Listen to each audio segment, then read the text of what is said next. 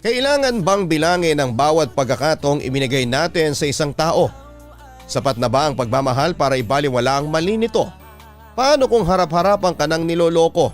Tatanggapin mo pa rin ba sa ngalan ng ilang taon ninyong pinagsamahan? Paano kung dumating ang isang taong susubok sa inyong pag-iibigan? Hanggang kailan mo hahanapan ang dahilan ng isang kasalanang kanya ng kinaugalian? Handa ka bang isugal ang pag-ibig na walang kasiguraduhan? Dear Papa Dudut, nais ko munang batiin ka ng isang magandang araw maging ang lahat ng inyong mga tagapakinig sa inyong programa. Dahil sa pandemya ay mas lalo kong inaabangan ang mga kwento na inyo pong pinopost online. Malaking tulong po ito sa mental health ko. Sana ay marami rin ang makarelate at matuto sa karanasang ibabahagi ko. Matagal ko nang binabalak na ilahad sa inyo ang kwento ko at ang kwento ng lalaking minahal ko ng 7 taon. Papa Dudut, ako nga pala si Bella, 30 years old, nakatira sa Quezon City at nagtatrabaho bilang isang charge nurse sa isang ospital. Nang maging teenager ako ay sinabi ko sa sarili ko ang unang magiging boyfriend ko ay siya na rin dapat na lalaking pakakasalan ko. Minsan lang tayo pwedeng magmahal ng totoo, maigli lamang ang buhay para aksayahin ang oras para sa mga maling tao. Nagpakasubsob ako sa pag-aaral kaya hindi pumasok sa isipan ko ang magkaroon ng boyfriend noong high school ako. Focus lamang ako sa pagiging top 1 sa klase. Pero pagtungtong ko ng college ay nakilala ko naman si Lester. Parehas kaming nasa nursing ang kurso. Hindi ko talaga siya tipo noong una dahil ang mga katangian niya ay kabaligtaran ng nagugustuhan ko sa isang lalaki. Bad boy ang image niya sa school, babaero rin ngunit kahit palaging late at mag-skip sa klase ay mataas pa rin ang grades niya sa mga quizzes at exams. Isang bagay na hinangaan ko sa kanya. Parang hindi siya mukhang nag-aaral. Nakakakuha pa rin siya ng mataas na marka sa klase kahit na ganoon. Hindi ko rin alam, Papa Dudut, kung bakit sa huli ay napili niya akong ligawan. Tahimik lamang kasi ako. Umiikot lang ang buhay ko alinman sa aming bahay o sa school. Nagsimula kaming maging close nang minsang manghiram siya sa akin ng ballpen. Hindi ko alam kung anong nakita niya sa akin pero lagi niya akong tinatabihan simula noon. Matalino raw ako kaya lubos niya akong hinangaan. Siyempre bilang isang dalaga ay hindi ko napigilang kiligin nang magtapat siya sa akin. Ngunit nag-alangan ako. Sabi ko pa nga noon sa kanya na baka pinagpustahan lamang ako ng mga kaibigan niya. Ngunit naging masigasig siya sa panliligaw sa akin. Ang dating pala absent ay nagkaroon ng perfect attendance. Simula nang sagutin ko siya ay hindi ko akalaing aabot kami ng 7 taon. Kung nasaan siya ay naroon din ako. Hindi ko akalaing gagawin kong mundo ang isang taong katulad niya. Sa kanya lamang umikot ang lahat. Siya yung naging buhay ko, Papa Dudut. Ang tanging kaligayahan ko. Ipinangako ko sa sarili ko na ipaglalaban ko siya kahit na kanino. Happy anniversary, bati sa akin ni Lester nang ipagdiwang namin ang aming ika-7 anibersaryo sa isang restaurant. Happy anniversary din, babe, tugon ko sa kanya. Magkaharap kaming nakaupo sa isang round table. May binunot siya mula sa kanyang bulsa. Bigla akong kinabahan nang ipakita niya ang isang maliit na box at ibinigay sa akin. Naluluha pa ako nang buksan ito. Ngunit nawala yung excitement ko. Nang pagbukas ko nito ay isang kwintas ang laman nito. Akala ko pa nga noon ay singsing. Umasa kasi ako ng araw na yon na magpo-propose na siya. Pinilit kong ngumiti at masaya pa rin akong makita yung gintong kwintas na may pendant na hugis puso. Tumayo siya at kinuha yung kwintas. Sinuot niya ito sa akin, Papa Dudut. Thank you, Lester. Bati ko sa kanya. Bumagay sa puti kong blusa ang binigay niyang kwintas. Hinalikan niya ang pisngi ko, uupo na sana siya ulit ngunit Pinigilan ko siya dahil ako naman ang magbibigay sa kanya ng sorpresa. Tara sa labas. Ipapakita ko sa iyo ang gift ko. Aya ko sa kanya. Tumayo ako at hinila ang kanyang kaliwang kamay. Naglakad kami sa may parking at tumapad sa isang bagong itim na motorsiklo. Happy 7th anniversary sa atin. Ang bati ko sa kanya sabay abot ng susi sa kanya. Ito yung dream motorcycle ko. Bulalas ni Lester at niyakap ako ng mahigpit. Binuhat pa niya ako at inikot-ikot. Deserve mo ang motor na yan, ang sabi ko sa kanya. Mahilig ako magbigay ng mga regalo at para sa akin Papa Dudut ay masaya na ako basta makita ko lamang siyang nakangiti sa mga hilig niyang material na bagay. Kaya nga tayo nagtatrabaho sa mundo ay para makabili ng mga bagay na nakapagpapasaya sa atin at sa mga mahal natin sa buhay. Salamat babe, I love you, tugon pa niya. Pinuntahan niya ang motor at sinakyan kaagad ito. Alam mo na babe, dual purpose talaga yan. Kasi susunduin at ihahatid mo ko gamit ang motor na yan ha, ang sabi ko pa sa kanya. Oo naman, ikaw lang ang iaangkas ko dito. Proud niyang sabi sa akin. Promise yan ha, walang ibang babaeng aangkas sa'yo? Tanong ko sa kanya. Promise, sagot pa niya. Bumalik kami sa restaurant para tapusin ang aming pagkain. Matapos magkwentuhan ay umuwi na kami Papa Dudut. Sinakay niya ako sa motor at hinatid ako hanggang sa bahay. Nang gabing yon ay nagkaroon ako ng kakaibang panaginip Papa Dudut. Maulap daw ang paligid. Kulay gray din ang mga ulap. Parang nagbabadya ang pag-ulan. Naglakad-lakad ako sa isang mahabang tulay at kasabay ko raw si Lester. Narating ko ang dulo ng tulay ngunit paglingon ko ay wala na si Lester. Nilingon ko siya pabalik at nakitang nasa gitna pa siya ng tulay. Ngunit nakatalikod na siya sa akin. Isisigaw ko pa sana ang pangalan niya para lumingon siya sa akin ngunit bigla na lamang akong nagising. Nagising ako na pawisan at uhaw na uhaw. Hindi ko alam kung anong ibig sabihin ng panaginip na yon. Pero ang lungkot ng pakiramdam ko dahil naiyak ako at hindi ko malaman ang dahilan. Humiga na lamang akong muli at pinilit na makatulog. Papadudot sa kabila ng kanyang pagbabago buhat ng maging kami. May isa pa ring hindi na bago sa kanya. Lapitin pa rin siya ng mga babae. Siguro nga ay dahil malakas ang kanyang dating. Hindi perpekto ang relasyon namin dahil siguro na rin sa ugali niyang ito. Ilang beses na rin akong umiyak dahil sa makailang ulit na paglalandi niya sa iba't ibang babae. Pero lahat ng yon ay tiniis ko Papa Dudut. Lagi naman niyang sinasabi na wala siyang kasalanan kung lapitin siya ng mga babae. Lagi ko siyang iniintindi Papa Dudut dahil mahal na mahal ko siya. Hindi rin naman nagtatagal ang mga babaeng namamagitan sa relasyon namin. Sa huli, ako pa rin ang kanyang pinipili. Sa akin pa rin siya umuuwi, ako pa rin ang nagwawagi. Sabi nga nila may mga pagsubok lang talaga sa relasyon na kailangang malampasan. Kahit na ilang beses niya akong lokohin sa huli, ako pa rin ang kanyang number one. Sa iisang ospital kami nagtatrabaho ni Lester Papa Dudut. Nasa ER ako samantalang si Lester naman ay nasa geriatric ward o sa mga ward ng matatandang may sakit. Kasama niya rito ang aking kakambal na si Mela. Si Mela yung parang CCTV ko sa ward nila.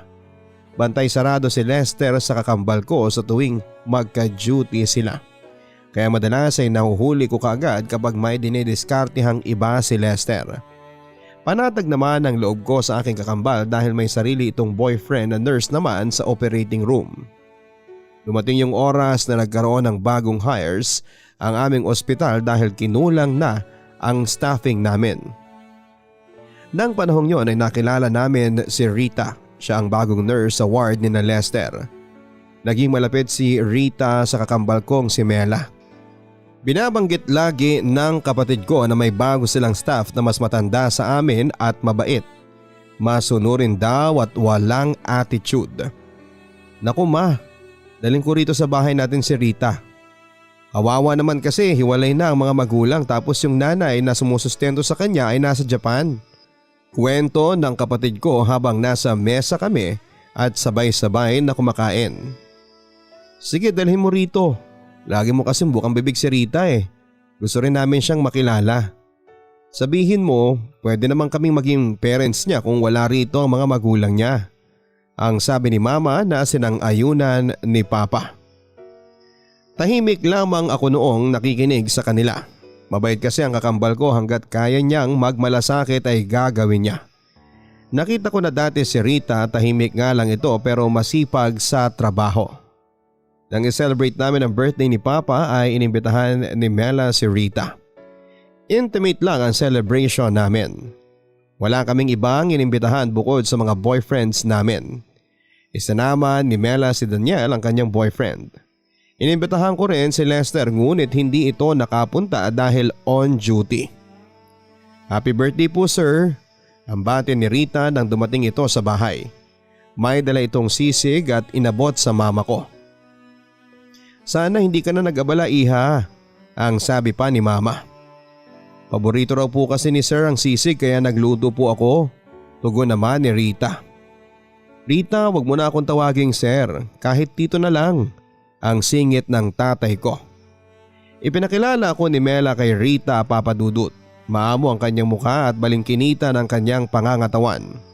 Napansin ko rin na may kalakihan ang kanyang dibdib na halata dahil sa hapit niyang suot na itim na blusa. Kinawayan ko siya bago kami sabay-sabay na umupo sa mesa para kumain. Masaya kaming nagkwentuhan habang kumakain. Ugali na kasi ng pamilya namin na nag-uusap habang nasa hapagkainan. Isang dahilan siguro kung bakit naging mas solid ang samahan ng aming pamilya. Nasaan si Lester? Tanong ng tatay ko. Naku pa, straight duty ngayon. 6 a.m. to 10 p.m. ngayong araw ang shift niya. Bawin na lang daw siya sa inyo sa mga susunod na araw.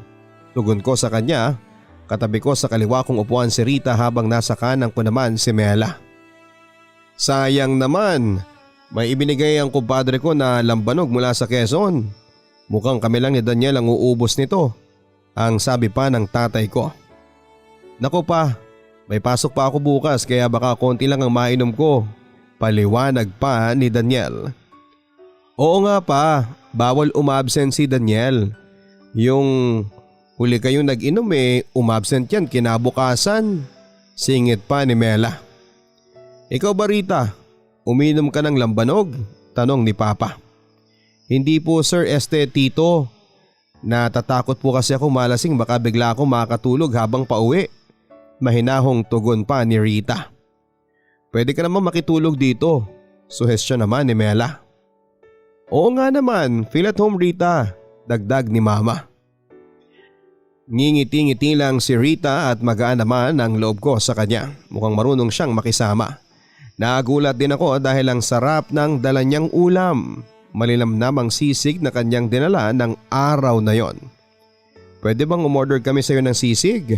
Tanong ni Papa kay Rita. Naku, hindi po ako nagpapa-order. Recipe po kasi yan ni Lolo. Marami rin po siyang itinuro sa aking mga ulam pa. Sa susunod po magdadala na lang po ulit ako. Sagot naman ni Rita. Kung gusto mo dito ka na magluto sa bahay. Kami na ang bibili ng ingredients. Tapos dito ka na rin magluto tapos sabay-sabay na tayong kumain. Suhestyon naman ni Mama. Naku, nakakahiya naman po, ang sabi pa ni Rita. Napansin kong namumula na ang pisngi niya dahil nahihiya siya. Huwag kang mahiya, sabi nga ni Mama, feel at home. Ang sabi ko sa kanya sabay tapik ng balikat niya. Salamat po, nakangiting tugon naman ni Rita. Nang matapos kumain ay ipinagpahinga na namin si Mama. Nag-inom sina Daniel at Papa habang naiwang kaming tatlo para maglinis ng mga plato. Umalis saglit si Mela para magbigay ng ulam sa aming kapitbahay. Kumusta naman si Lester bilang senior nurse nyo? Tanong ko kay Rita habang naglilinis kami ng plato. Mahigpit po minsan. Natatakot nga po ako sa kanya kapag siyang naka-duty Tugon ni Rita. Natawa ako. May ugali kasi ang boyfriend ko na mang-trip ng mga junior nurse. Kumbaga ay binibigyan niya ng kaunting challenge para raw matuto. Hinihigpitan niya at hindi pinapauwi hanggat hindi pa natatapos ang trabaho. Ganun lang yun sa simula, pero marami ka rong matututunan. Sagot ko sa kanya. Matagal na po ba kayong magkarelasyon? Tanong niya sa akin. Oo, kaka-celebrate lang namin ang ika-7th anniversary. Sagot ko sa kanya. Congrats po. Sana po malagpasan po ninyo ang tinatawag nilang 7-year itch. Aniya. Ano yun? Tanong ko sa kanya. Ang sabi po kasi nila, masusukat daw po ang relationship sa ika-7 taon ng magkasintahan na hindi pa ikinakasal. Doon daw po mas nagkakasawaan at naghahanap ng iba alinman sa mga magpartner. Paliwanag pa niya. Marami na rin kasi kaming pinagdaanan ni Lester. Medyo malandi siya pero sa huli, ako pa rin ang pinipili niya. Siguro naman sapat na yung 7 taon para maging matibay ang pundasyon ng relasyon namin. Confident kong sagot sa kanya.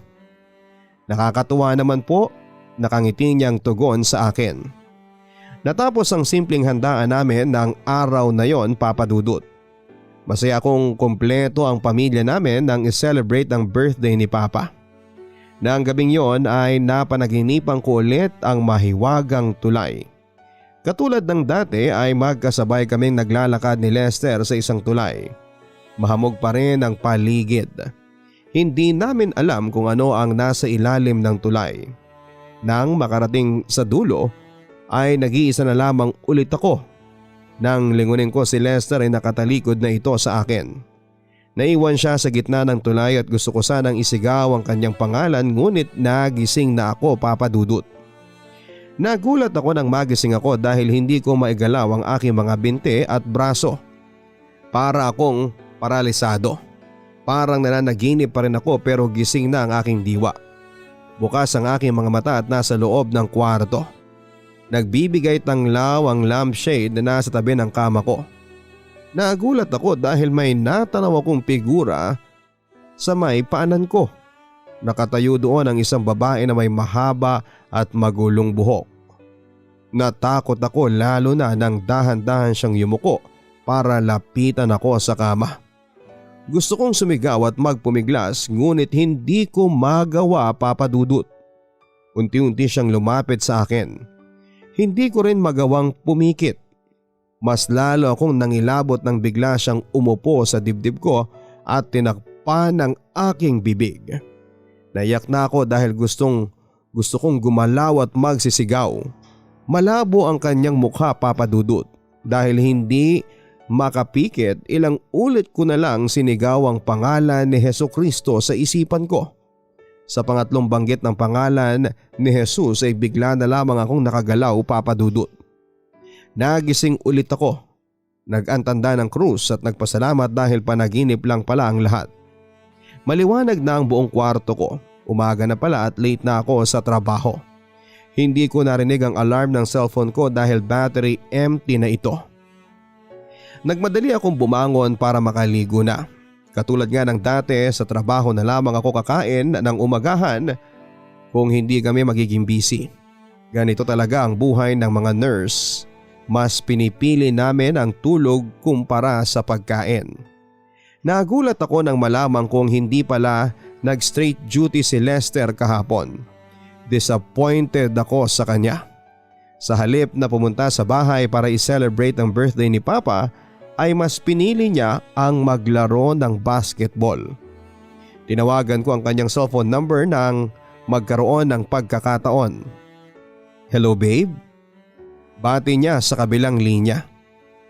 Babe, bakit naman hindi ka pumunta sa birthday ni Papa kahapon? Tanong ko sa kanya. Okay lang naman yon. Hindi naman ako kabawasan sa pamilya ninyo. Walang gana niyang sagot. Pero babe, mas inuna mo pa yung basketball kesa kay Papa. Ano sa tingin mo ang mararamdaman ko ngayon? Tanong ko sa kanya. Ikaw nga never mo namang sinuportahan ang pagbabasketball ko. Ni minsan hindi kita nakitang nag-cheer sa bleachers. Sagot pa niya. Parang wala namang connect ang pagbabasketball mo sa birthday ni Papa. Celebration yun ng isang miyembro ng pamilya natin. Papa mo na rin siya. Giit ko sa kanya. Naiinis ako. Kulang ako sa tulog. Saka mo na lang ako kausapin kapag hindi na mainit ang ulo mo. Sagot niya sabay baba ng cellphone. Napailing na lamang ako kay Lester, Papa Dudut. Sa 7 taon naming magkarelasyon ay bihira lang talaga siyang pumunta sa mga family gatherings. Hindi naman maramdamin ng mga magulang ko pero nakaka-disappoint pa rin kasi parang wala siyang pagpapahalaga sa kanila. Samantalang laging kinukumusta ni na mama at papa si Lester sa akin. Tuliro ako sa buong shift ko, Papa Dudut. Ayaw ko kasi na nag-aaway kami. Buong shift na siyang hindi nag-text sa akin. Katulad ng dati ay never niya akong sinuyo kapag nag-aaway kami. Bilang ako yung mapangunawa, naisipan kong bilhan na lamang siya ng cake at puntahan sa kanilang bahay after ng duty ko. Nagulat ako nang makasalubong ko si Rita na palabas ng gate ni na Lester. Rita, anong ginagawa mo rito? Tanong ko sa kanya. Hindi kasi nakapunta kahapon si Sir Lester kaya dinalhan ko rin po siya ng sisig para makatikim. Mahinahon niyang sagot sa akin. Ah, ganun ba? Ang bait mo naman? Tugon ko sa kanya. Sige ma'am, una na po ako. Baka hinihintay na kayo ni Sir. Paalam niya at umalis na siya. Kumatok ako sa pinto ng bahay nila. Pinihit ko ang seradura at nabuksan ko yon. Kalimitang hindi naman sila naglalak ng pinto. Nadatnan ko si Lester na kumakain ng sisig sa kanilang dining table. Babe, tawag ko sa kanya. Tiningnan lamang niya ako ng masama at nagpatuloy lamang sa pagkain. Nilapitan ko siya at ibinaba ko ang cake sa mesa at niyakap siya mula sa likuran. Babe, huwag ka nang magalit. Pagsusuyo ko sa kanya. Ikaw naman kasi lagi mong pinapainit ang ulo ko. Lagi mo akong pinagmumukhang masama. Tugon niya sa akin. Kaya nga sorry na. Binilhan naman kita ng favorite mong strawberry shortcake ang sabi ko pa sa kanya. Hinilikan ko siya sa pisngi bago ako umupo sa tabi niya. Nasaan ang parents mo? Yung kapatid mo? Tanong ko sa kanya. May pinuntahan silang binyagan. Ayoko namang sumama. Sagot niya. Dapat lagi kang naglalak ng pinto. Paano kung may pumasok na magnanakaw? Tanong ko ulit sa kanya. Wala yan. Confident niyang sagot. Siya nga pala, nakasalubong ko si Rita. Parang napaka-concern naman niya sa'yo. Sabi ko sa kanya. Napasin niya ang tono ng boses ko na halatang nagsiselos. Inakbayan niya ako at hinalikan sa pisngi. Nagsiselos ang babe ko? Ano ka ba? Hindi ko yun magugustuhan. Masyadong mahina ang comprehension ni Rita. Ilang beses ko nang sinabi yung mga protocols pero hindi niya pa rin magets yung iba. Hindi ako pumapatol sa hindi matalino. Paliwanag pa ni Lester. Sigurado ka? Sabi kasi ni Mela matalino raw yun. Sexy pa nga Giit ko sa kanya. Sana nga utak na lang niya ang lumaki, hindi yung dibdib niya. Natatawang tugon pa ni Lester. Natawa na lamang ako sa mga sinabi niya. Inalikan ako ni Lester sa labi hanggang sa nauwi sa mainit at tagpo ang sandaling yon. Umakyat kami sa kwarto at pinagkaloob ko sa kanya ang aking sarili katulad ng dati. Nakatulog akong nakayakap sa kanya. Hindi ko inaasahang mapapanaginipan ko na naman yung tulay. Ganon pa rin ang eksena, Papa Dudut. Ako na naman ang nakatawid sa dulo ng tulay. Nang tawagin kong muli ang pangalan ni Lester ay nagising ulit ako. Nagulat ako dahil nag-sleep paralysis na naman ako. Nakahiga ako sa kama ni Lester ngunit wala siya sa tabi ko. Nakatihaya lamang ako habang nasa panang ko ang isang babaeng may magulong buhok. Siya pa rin yung babaeng bumisita sa panaginip ko. Natakot ako dahil tumalon siya sa kama ko at tumabi sa akin. Inilapit niya ang kanyang malabong mukha. Naamoy ko siya. Parang pinaghalong bulok na daga at kanal. Nagulat ako dahil sinampal niya ako at biglang sinakal. Sa pagkakataong yun ay nakapikit naman ako at umuusal ng maikling panalangin. Nagising ako na nagpupumiglas. Babe, gising, binabangungot ka. Bulalas pa ni Lester. Napabalikwas ako ng bangon at nanginginig sa takot, Papa Dudut. Niyakap ko siya ng mahigpit. Panaginip lang ang lahat, pero bakit parang ramdam ko yung higpit ng mga kamay niya sa aking leeg, maging yung sampal ng babae sa kaliwa kong pisngi. Kinilabutan talaga ako. Hindi ko na ikinuwento kay Lester at nagbihis na lamang ako at nagpaalam na uuwi na. Sa sobra nating pagkitiwala sa mga sinasabi ng taong minamahal natin ay nagiging kampante na tayo na hindi nila tayo kayang saktan. Naging regular ang pagpunta sa bahay ni Rita. Parang naging little sister namin siya ni Mela. Dahil sa mga sinabi ni Lester na mahina ang comprehension niya, sinabihan ko siya na pwede niya kaming tanungin ni Mela kung may hindi siya maintindihan sa trabaho. Sa pagdaan ng araw ay napansin ko rin na naging close din si Rita at si Lester sa trabaho. Lumipas ang mga buwan, Papa Dudut. Itinuring na namin bilang kapatid si Rita. Madalas nga ay nakikitulog pa ito sa bahay namin. Siguro nga, Papa Dudut, ay mabilis ako magbigay ng tiwala sa mundo. Naniniwala kasi ako na mas tingnan natin ang kabutihan ng isang tao. May mga araw na nahuhuli ko si Rita na yakap ni Lester at nagkikilitian silang dalawa. Tumitigil sila kapag nakikita nila akong dumarating. Pinipilit ko ang sarili ko na magkapatid ang turingan nila. Pinanghawakan ko ang pangako ni Lester na hindi siya magkakagusto kay Rita. Lahat ng yon ay kinibit balikat ko na lamang kahit parang inuusig na ako ng konsensya ko na parang may mali na talaga.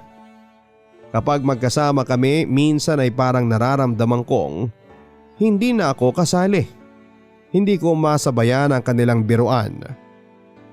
Minsan feeling ko ako na yung third wheel at para bang nakikiepal na lamang ako sa kanilang dalawa. Pero mahal ko si Lester, Papa Dudut. May tiwala naman ako kay Rita at iniisip ko na baka napapraning lang talaga ako. Hindi ko akalaing darating ang panahon na ang hinala ko ay unti-unti nang magiging katotohanan. Ang unang nakapansin nito ay ang aking kakambal. Ate, parang hindi na tama yung closeness ni Rita at Lester. Kwento niya sa akin nang minsang kumain kami sa labas matapos ang duty. Anong ibig mong sabihin? Tanong niya sa akin. Nahuli ko kasi na yakap ni Lester mula sa likuran si Rita habang nagre-ready ng gamot kahapon. Sagot niya. Sweet naman talaga si Lester eh. Pagdadahilan ko dahil gusto ko pa rin bigyan ng rason kung ano ang nakita ni Mela. Pero ate, alam mo namang may history ng pagiging babaero yang si Lester. Hindi malabong patulan niya si Rita. Kung magkatotoo man ito, naisip ko na baka masaktan ko si Rita.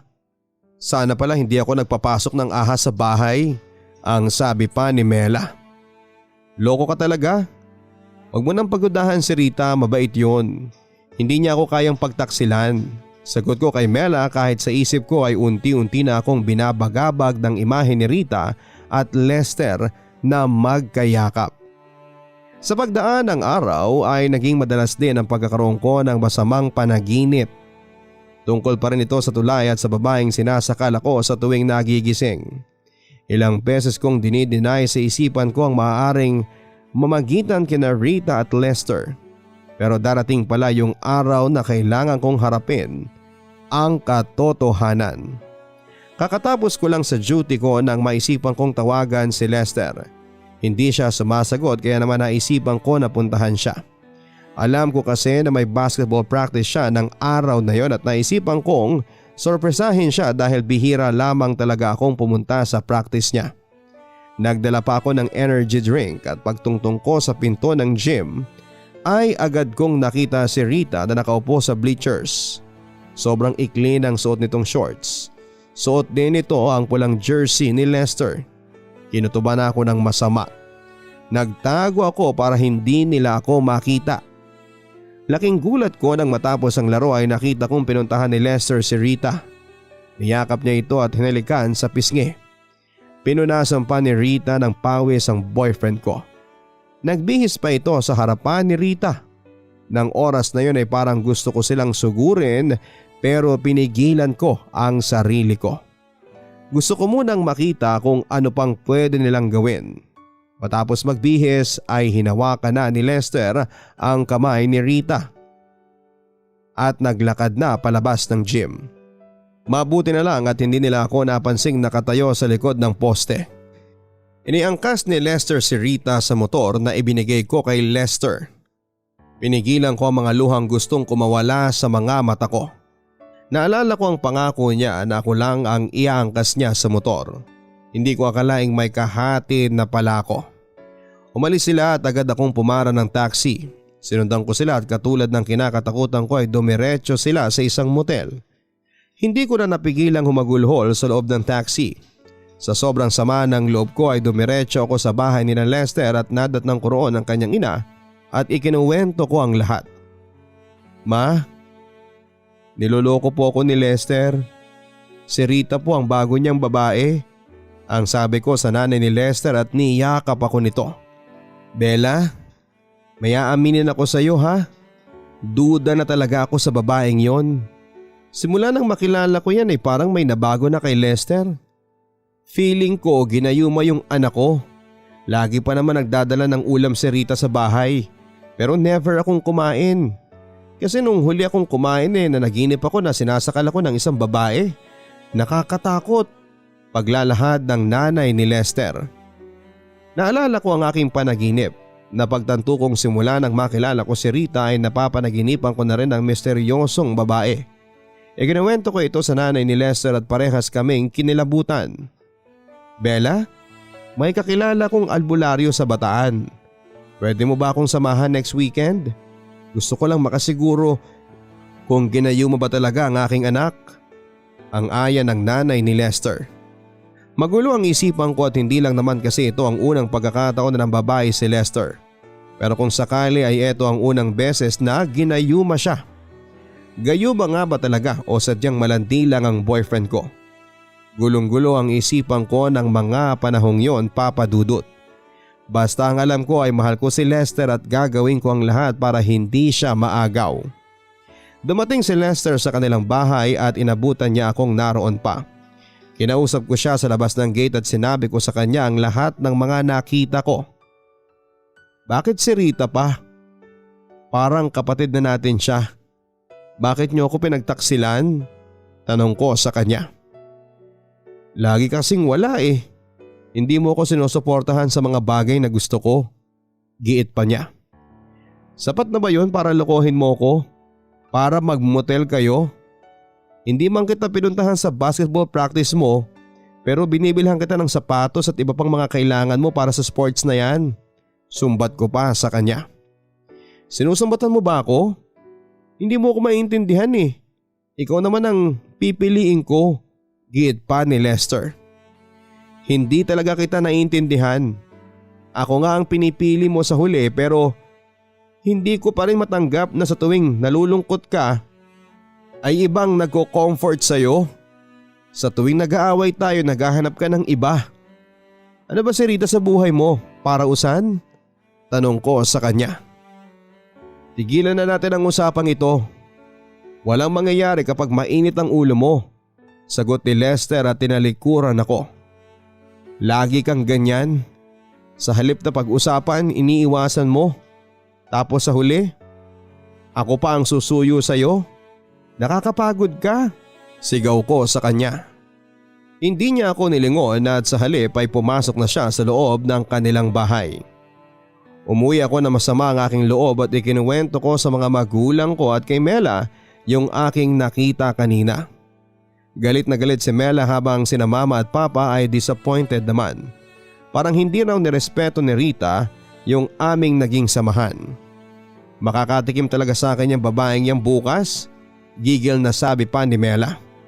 Wag Mela, hayaan na lang natin siya. Ayokong saktan mo siya dahil baka matanggal ka pa sa trabaho. Ang sabi ko sa kanya. Ang kapal ng mukha niya?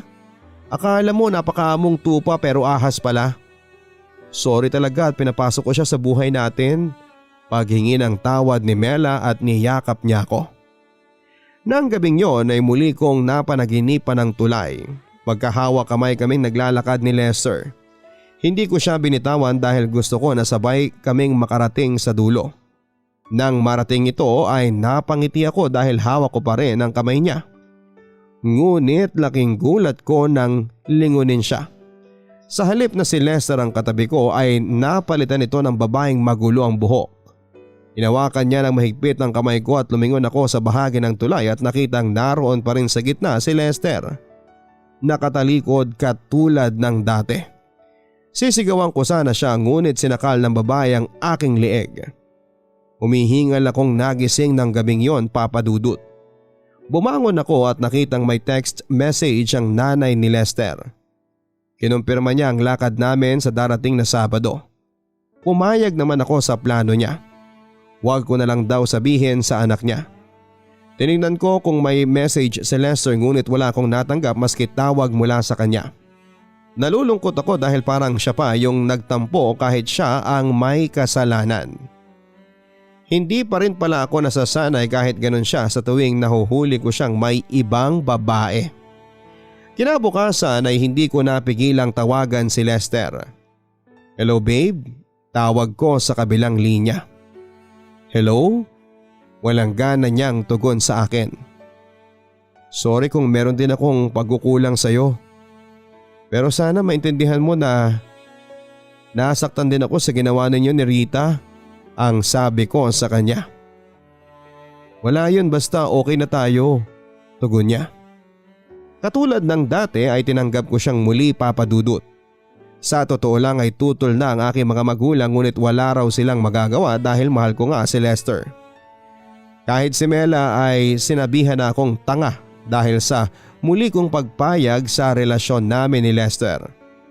Para kasi sa akin hanggat kaya ko pang ipaglaban ay ilalaban ko. Hanggat hindi pa ako nasasagad ay ayokong dumating ang panahong magsisi ako dahil hindi ako lumaban. Maaga akong dumating sa bahay ni na Lester ng Sabadong yon. Night shift si Lester kaya wala siya sa bahay. Driver lang nila ang kasama namin sa loob ng van at wala pang araw nang bumiyahe kami papunta sa albularyo. "Paano po ninyo nakilala yung albularyo?" tanong ko sa mama ni Lester. "Nagamot kasi nito yung amiga kong kinulam dahil sa gawan ng lupa. Nagbabaka sakali ako na malaman kung may ginawa nga na mahika yung babaeng yun," tugon ng mama ni Lester. Nakaidlip ako sa biyahe at nagulat na lamang ako nang sa muli kong pagmulat ay napapaligiran na kami ng mga naglalakihang puno, Papa Dudut. Maliwanag na sa labas. "Narito na tayo," ang sabi ng mama ni Lester. Bumaba na kami ng sasakyan at tumambad sa akin ang isang maliit na bahay. Nagulat ako dahil ang inaasahan ko ay kubo lamang yon tapos ay maraming usok sa paligid. Parang normal lang na bahay yon, hindi mo akalaing bahay na manggagamot. May nakita kaming babaeng tansya ko ay nasa edad 40 na. Nagwawalis ng tuyong dahon sa bakuran. Nilapitan namin siya. "Magandang umaga po, nariyan po kaya si Katino?" bati ng mama ni Lester. Tiningnan kami ng babae at nginitian. Bago pa siya sumagot ay naglakad na sa may likod niya ang matandang lalaking puti ang buhok. May karga itong tanda habang hinihimas ang ulo nito. "Ang aga niyong dumating, pasok kayo," aya ng matandang lalaki sa amin. Nagtaka rin ako dahil wala sa postura ng matanda ang pagiging albularyo. Naalala ko sa kanya ang lolo ko noon na mahilig magsabong. "Katino, ako po si Hilda, yung kaibigan ni Christina na inyong pinagaling. Nagbabaka sakali po akong matutulungan ninyo akong malaman kung nasa ilalim nga ng itim na mahika yung anak ko." Paliwanag ng mama ni Lester nang makaupo kami sa loob ng sala ng matanda. Nagpalinga-linga ako sa paligid. Parang normal na bahay lang sa loob maliban sa isang malaking altar sa gitna na may 3 naglalakihang imahe ni Hesukristo. Napansin ko na lang na nagsuot si Katino ng isang kwintas na triangle, ang hugis at may mistulang mata sa gitna. "Nasaan ang inyong anak?" tanong ni Katino. "Sa totoo lang po ay inilihim lang po namin ito sa kanya," sagot naman ng mama ni Lester. "Mrs., tatapatin na kita ha. Ang kakayahan ko ay mas malakas kung narito ang biktima ng kulam o anumang itim na mahika, paliwanag ni Katino. May dala po akong larawan ng aking anak, giit ng mama ni Lester at nilabas ang graduation picture ni Lester. Mrs., hindi kita matutulungan sa ngayon pero may kakilala akong higit na makakatulong sa inyo, ang sabi ni Katino sa amin. Sino? Mapupuntahan po ba natin siya ngayon? Tanong ng mama ni Lester. Oo naman, sasamahan ko kayo kay Nanay Lita, sagot ni Katino. Nagpaalam si Katino sa kasamang babae at kasabay namin siyang pumasok sa loob ng van. Siya ang naging guide namin papunta sa tinutukoy ni Nanay Lita. Sino po itong Nanay Lita? Tanong ng mama ni Lester. Si Nanay Lita ay may malakas ang taglay na kapangyarihan. Kaya niyang malaman kung ang isang tao ay biktima ng kulam sa isang tingin pa lamang sa larawan nito. Sa tuwing sasapit ang Biyernes Santo ay mamamatay siya at muling nabubuhay sa Pasko ng pagkabuhay. Animoy nag-iipon ng lakas para sa panibagong bukas, paliwanag pa ni Katino. Masumukal ang mga puno at halaman sa paligid. Mas kumipot din ang daanan at nakaramdam ako ng bigat sa paligid, Papa Dudut. Hindi ko maintindihan kung bakit bigla akong kinilabutan. Huminto kami sa harap ng isang kubo na yari sa kahoy. 2 palapag yon at paglabas namin ng van ay ramdam ko ang pagtaas ng balahibo sa aking batok. Naglakad kami sa may pinto ng bahay. Bago pa kumatok si Katino ay nagbukas na ang pinto. Tumambad sa amin ang isang lalaking tansya ko ay nasa edad 40 na. Nasa likod nito ang isang matandang babae na puti ang mga mata. Hindi ko napigilang kilabutan sa aking mga nakita, Papa Dudut. Magandang umaga, Nanay Lita, ang bate ni Katino. Kanina ko pang hinihintay ang mga bisita. Pumasok kayo. Ang bate ng matanda at naglakad kami papasok ng bahay. Nagulat ako sa mga nakita ko sa paligid. Mas maraming imahe ng santo sa loob ng bahay. Sa sobrang dami ay hindi ko na makilala ang iba. Maraming rebulto ng Santo Niño sa loob. Nagsitaasa ang mga balahibo ko sa katawan. Umupo kami sa isang malaking round table.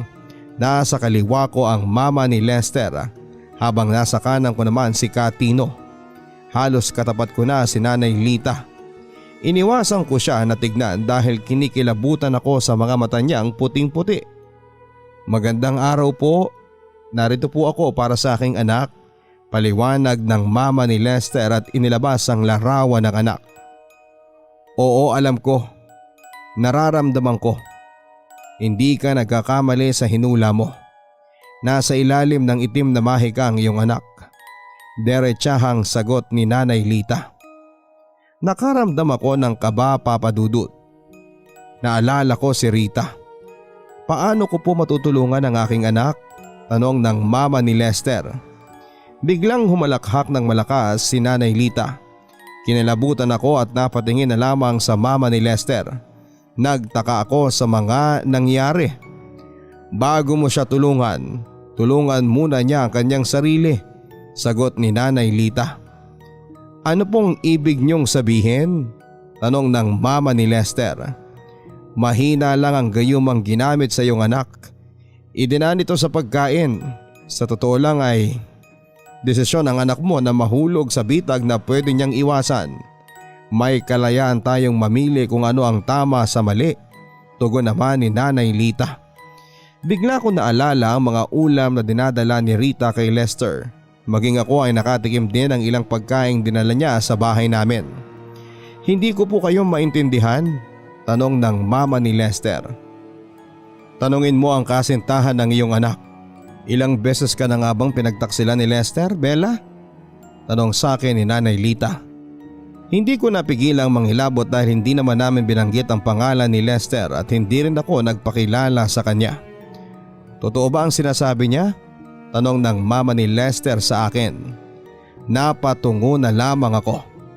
Hindi ko alam kung ano ang sasabihin ko. Sumagot ka, Bella.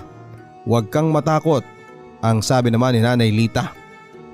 Hindi lang po ito ang unang beses. Hindi ko na po mabilang kung pang ilang beses yon. Pero sa huli ay ako naman po ang pinipili ni Lester. Paliwanag ko sa mama ni Lester. Ngumiti naman si Nanay Lita. Pero kaya ko pa rin ba siyang tulungan? Tanong ng mama ni Lester. Tinawag ni Nanay Lita ang lalaking kasama sa bahay. May pinakuha itong maliit na botelyang may lamang likido. Ipatak mo ito sa tubig na iniinom ng anak mo 3 beses sa isang araw. Mawawalang bisa ang mahikang ginamit sa anak mo. Pero hindi nito mababago ang ugaling meron ng iyong anak. Paliwanag ni Nanay Lita. Salamat po. Ito lang po talaga ang kinakailangan ko, ang sabi ng mama ni Lester. Paiinumin ko na rin kayo para hindi na kayo gambalain ng misteryosong babae sa inyong panaginip. Paliwanag naman ni Nanay Lita. Nanlaki ang mga mata ko at naalala ko ang babaeng nakikita ko sa tuwing may sleep paralysis ako. Binigyan kami ng tig-isang baso ng tubig ng kasambahay ni Nanay Lita. Pinatakan niya ito ng likido mula sa botelyang ibinigay ni Nanay Lita. Nagkatinginan pa kami ng mama ni Lester bago namin ito ininom. Nagpaalam na kami matapos nito. Nagtanong kami kung magkano ang ibabayad ngunit tumanggi si Nanay Lita. Wala raw bayad ang kanyang serbisyo. Nagkakasakit daw siya kapag may tinatanggap na bayad.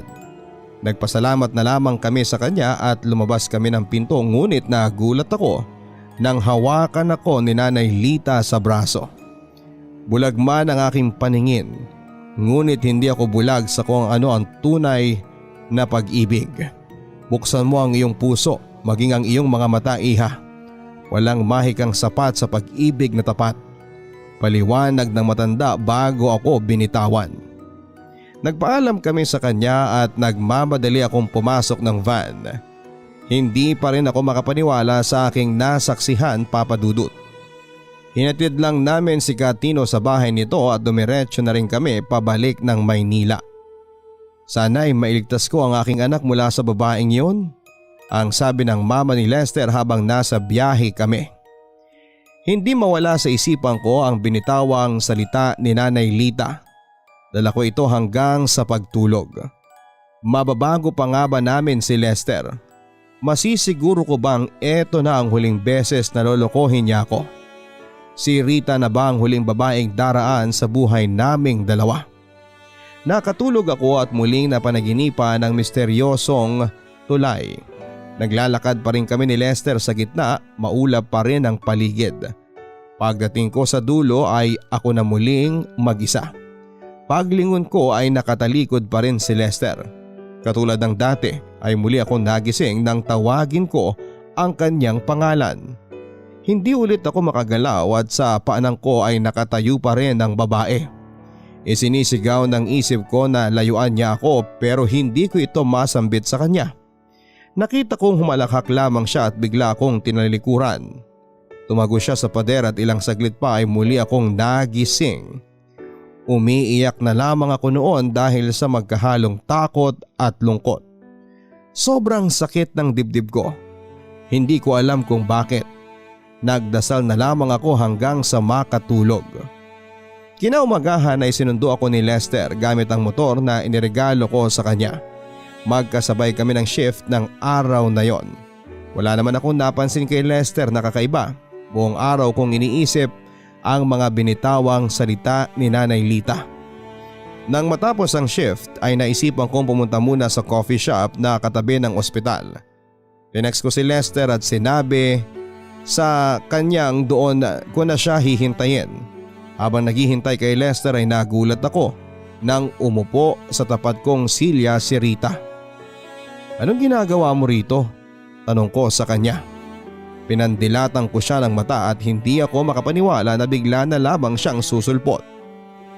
"Gusto kitang kausapin, babae sa babae, Bella." Mahinahong tugon naman ni Rita. "Sige, mag-usap tayo bilang babae sa babae. Pwede bang simulan natin sa layuan mo ng boyfriend ko? Matuto kang rumespeto sa relasyon ng iba. Pinagkatiwalaan kita, pero isa ka palang ahas." Giit ko naman sa kanya. "Paano ako lalayo kung si Lester ang ama ng ipinagbubuntis ko?"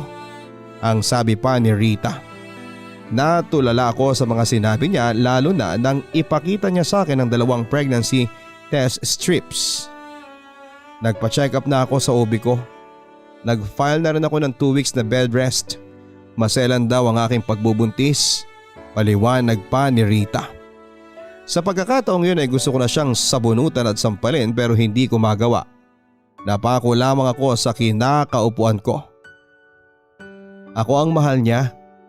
Ang mga salitang tangi kong nabitawan habang tumutulo ang aking mga luha. Pero sa huli, kami na magiging anak namin ang dapat niyang piliin. Tugon pa ni Rita. Dumating si Lester sa loob ng coffee shop at nagulat nang makitang nag-uusap kami ni Rita.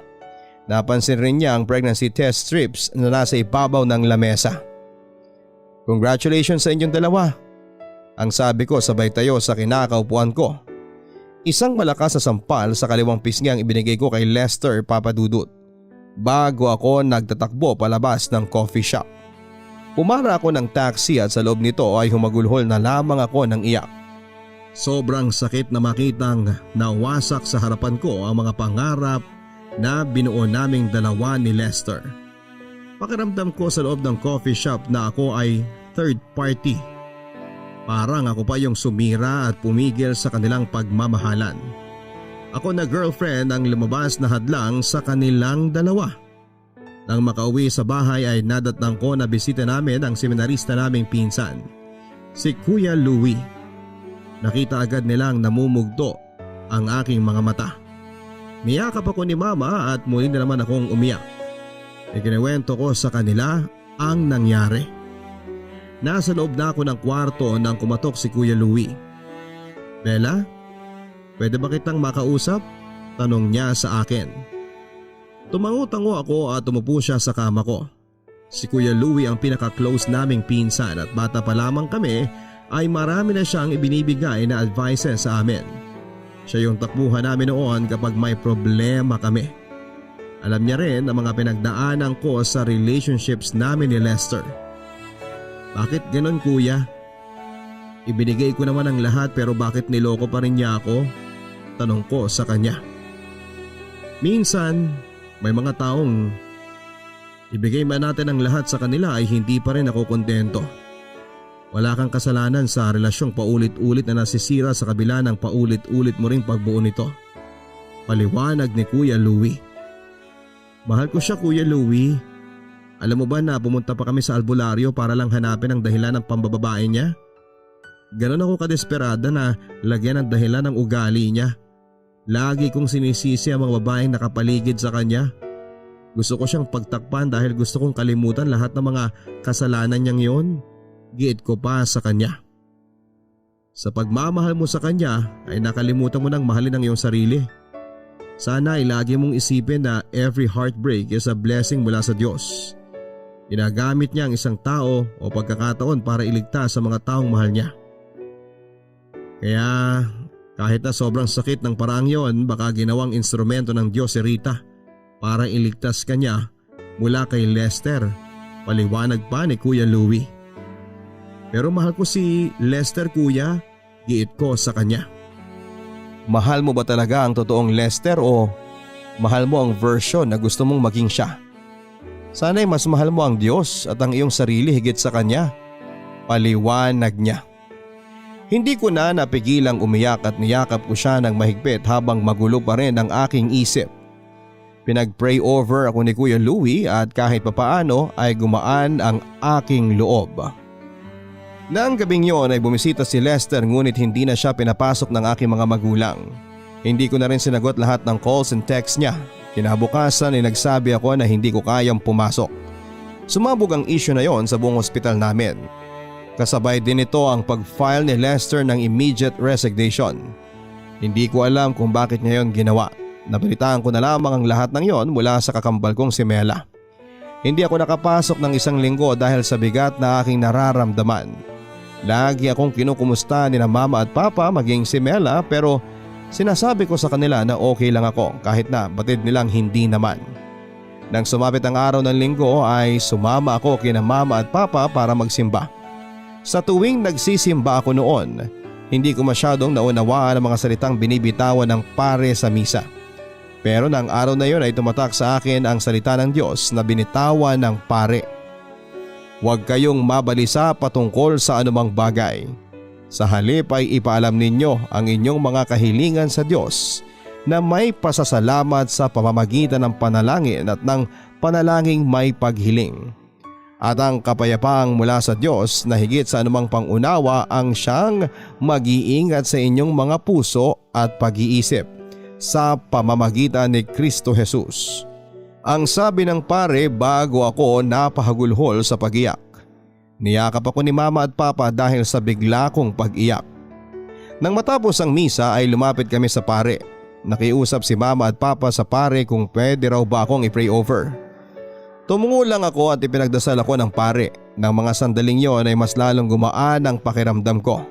Unti-unting lumiwanag ang isipan ko at sa kauna-unahang pagkakataon ay nakaramdam ako ng kapayapaan sa puso ko. Nagulat sina Mama nang sabihin kong gusto ko nang kausapin si Lester ng araw na yon. Nagpadala ako ng message kay Lester at sinabi ko sa kanya na gusto kong makipagkita sa kanya sa paborito naming restaurant. Nagulat ako nang pagdating ko ay naroon nga si Lester at lumapit siya sa akin at hinalikan ako sa pisngi. Inaya niya akong umupo sa napili niyang table.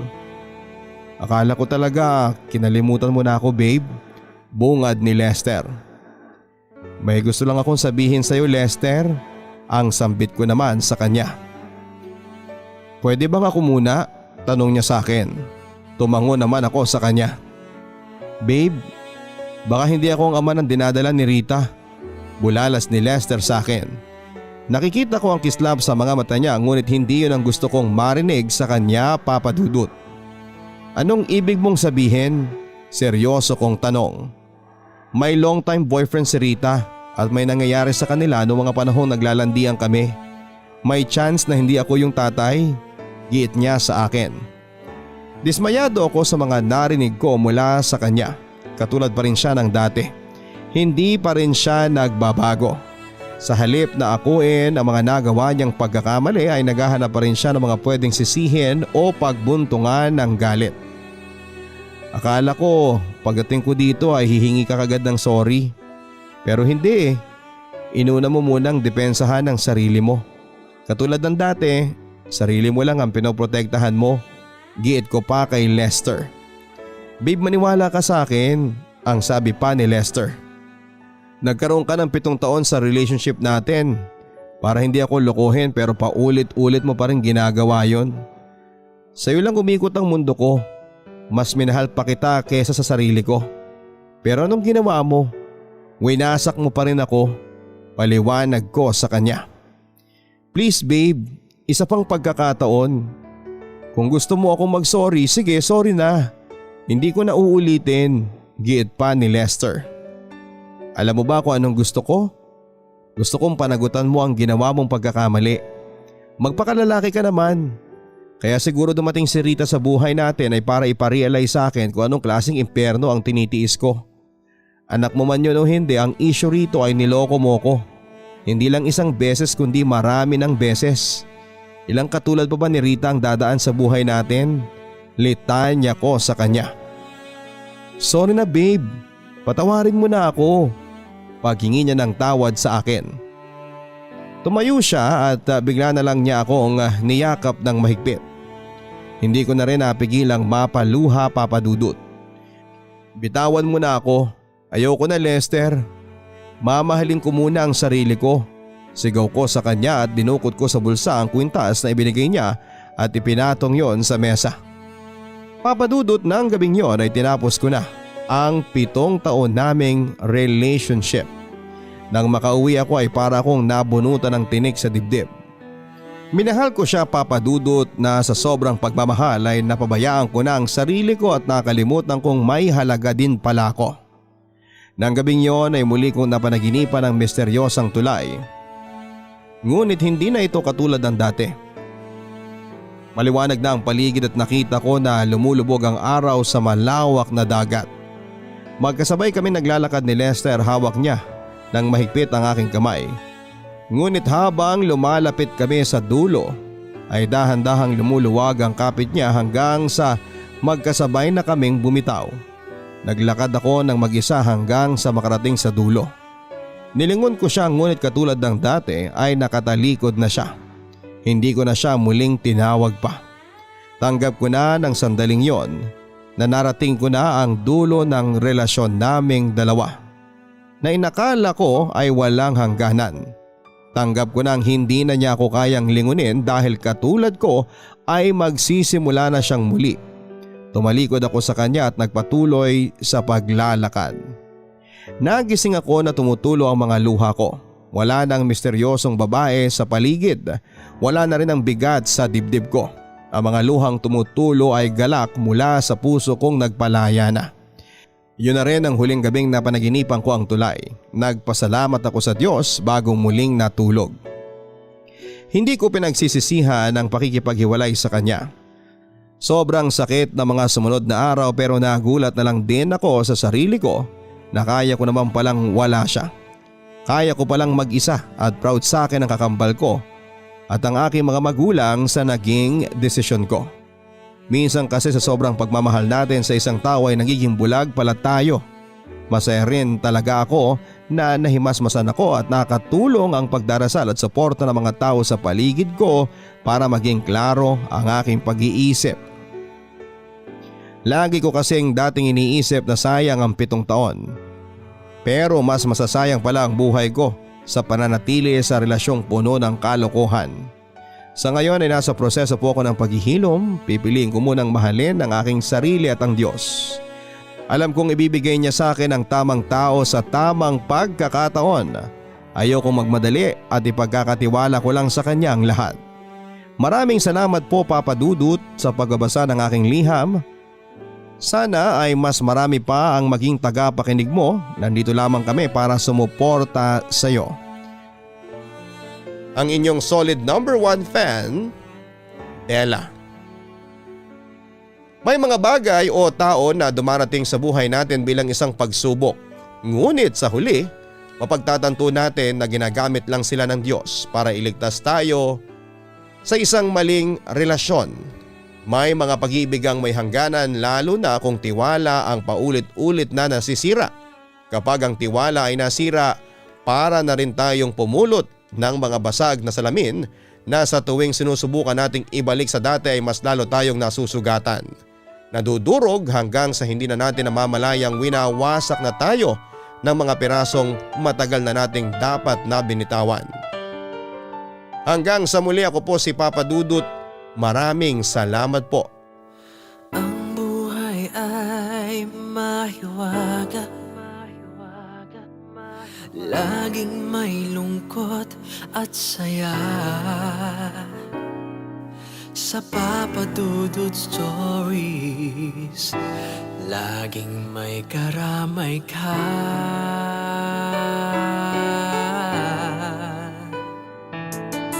Mga problemang kaibigan, dito ay pakikinggan ka.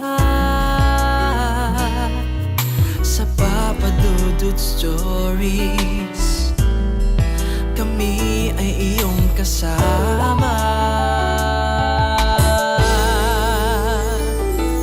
Dito sa Papa Dudut Stories, ikaw ay hindi nag-iisa.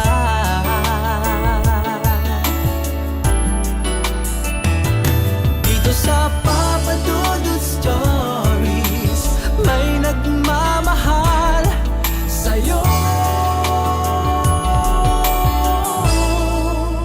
Papa Dudut Stories,